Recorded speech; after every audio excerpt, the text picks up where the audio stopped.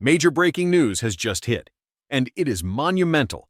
The United States Supreme Court has delivered another huge victory for Donald Trump, a ruling that shakes the foundation of both law and politics in this country. This is not some minor technical issue buried in the docket. This is about power, accountability, and the Constitution itself. What we are seeing is the possible end of a precedent that has stood for nearly a century, a precedent that never should have existed in the first place. History is unfolding before our eyes, and the implications could not be more serious. At the center of this drama is Rebecca Slaughter, a Democratic appointee to the Federal Trade Commission. Trump fired her, and she fought back. She went to court, and the lower court in the District of Columbia sided with her. The judges there said the president lacked the authority to remove her, citing precedents that claimed members of independent commissions could not simply be dismissed at will. That ruling tried to shackle the president, to deny him the powers that the Constitution clearly gives.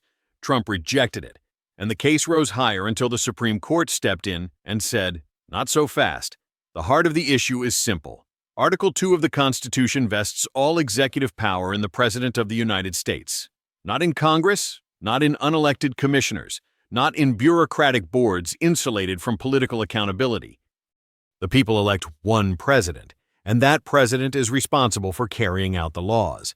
Successes and failures rest on his shoulders. If the people do not like the outcome, they can vote him out. That is how the system was designed. Anything else creates a so-called fourth branch of government that was never authorized and never legitimate. Congress decades ago set up the FTC and filled it with commissioners from both parties. While limiting the president's ability to fire them, that is absurd. How can the voters hold a president accountable for the actions of the executive branch if he cannot control those who run it? How can the nation blame or reward its leader if his own appointees, or worse, his political enemies, are protected from removal? It makes no sense, and Trump called it out for what it is: unconstitutional. Rebecca Slaughter embodies this problem.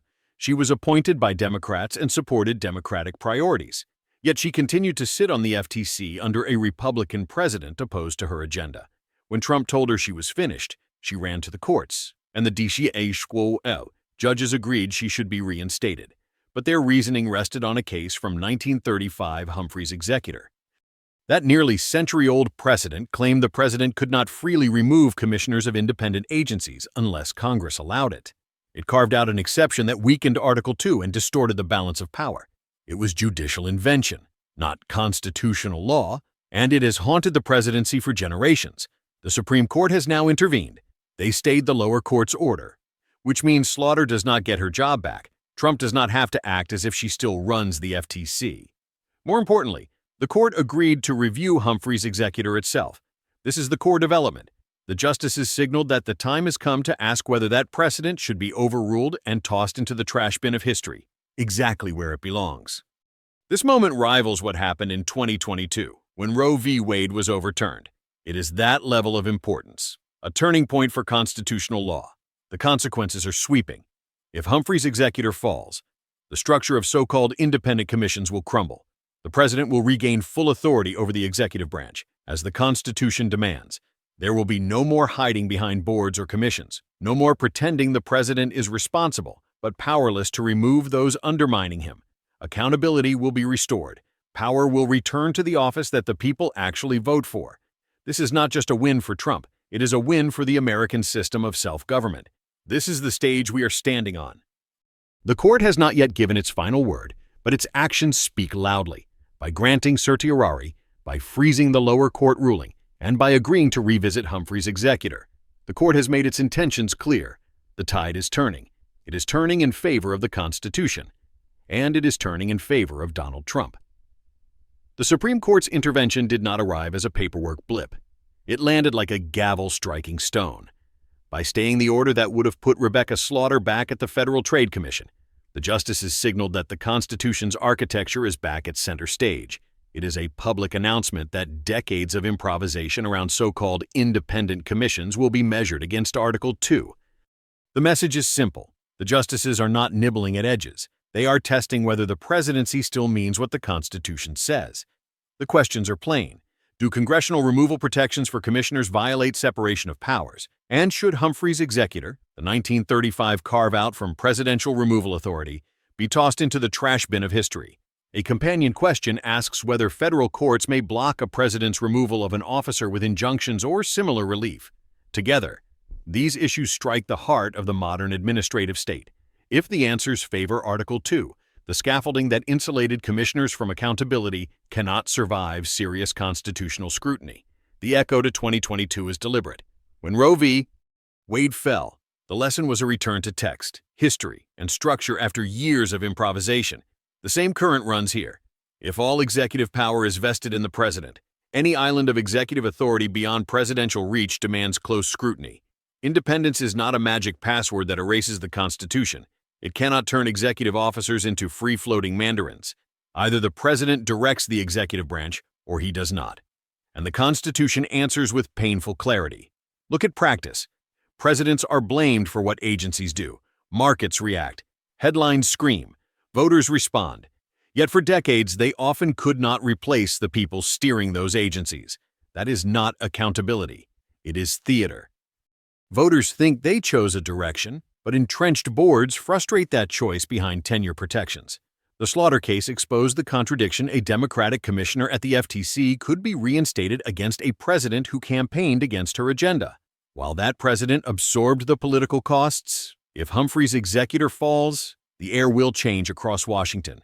The FTC won't posture as a redoubt insulated from presidential control. The National Labor Relations Board will not claim island status. The Merit Systems Protection Board and the Consumer Product Safety Commission must acknowledge that executive power answers to the president. Even the Federal Reserve's aura will face a harder constitutional stare, because labels cannot override a charter vesting executive power in a single officer. This is why the entrenched class is panicking. Unelected bureaucrats built careers on being untouchable while shaping policy like shadow legislators. They regulate, they threaten, they decide, and when voters reject their direction, they shrug. Cushioned by protections. That is the swamp. The deep state, a web of officials who wield executive power but never answer to the executive the people chose. Strip away euphemisms, and the problem is obvious. Power without accountability invites abuse. Restoring constitutional accountability is not theory. It is practical self-government. When a president owns results, he can be punished at the ballot box or rewarded. That feedback loop is the system's beating heart. Trump's dismissal of Slaughter was not a tantrum. It reminded the country that the executive branch should be run by the executive. If he prevails, future presidents of either party inherit the same tools. That is the beauty of a principle grounded in constitutional text, not partisan convenience. Critics warn that presidential control means chaos, but the status quo is worse. Presidents shoulder blame for things they cannot fix while insulated boards drift and lecture about expertise. Expertise is valuable when it serves constitutional authority. It becomes arrogance when it refuses to serve. Returning authority to the president does not muzzle experts. It forces them to persuade the one official voters can fire. That is not tyranny. That is democratic accountability. Make no mistake, the loudest objections will insist this is a power grab that transfers authority from Congress to the president. But Congress never owned the executive branch. Article 1 writes the laws. Article 2 executes them. Article 3 decides cases. There is no Article 4 gifting commissions perpetual life beyond presidential reach. By granting review and freezing the lower court's order, the court has already restored a measure of clarity. The next step is the inevitable outcry from the liberal justices and their allies, which we will take up next, very soon, in detail, here. The political lines could not be brighter, and the outrage from the left side of the court is already echoing. Justices Elena Kagan, Sonia Sotomayor, and Ketanji Brown Jackson have made clear their anger. They argue that by granting a stay and fast-tracking review, the court has effectively authorized presidential removals without cause. They cite earlier rulings involving the National Labor Relations Board, the Merit Systems Protection Board, and the Consumer Product Safety Commission, claiming the majority is dismantling statutory protections piece by piece. To them, this is not cautious jurisprudence, but a headlong rush to reshape separation of powers in favor of the president. That criticism starts on shaky ground. Congress never owned executive power. Congress writes the laws, it does not carry them out. Constructing commissions and walling them off from presidential oversight is not protecting democracy. It is inventing a fourth branch that the Constitution never permitted. The vesting clause in Article 2 is not a suggestion, it is the operative command. If commissioners wield executive authority, they must answer to the officer in whom that power is vested. Anything else amounts to statute pretending to amend the Constitution, and statutes cannot do that. The dissenters complain about process, about so-called shadow docket maneuvers and emergency orders. But when a lower court tries to force a commissioner back into office and deprives the president of his authority, the emergency is obvious.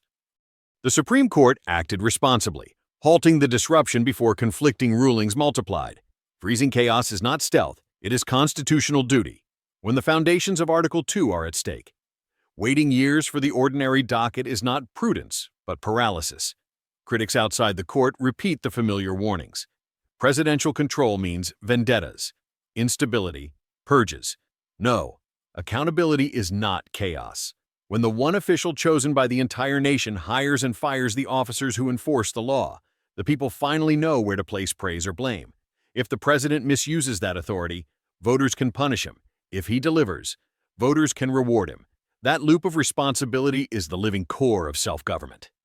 Breaking it in the name of independence is what created the swamp in the first place.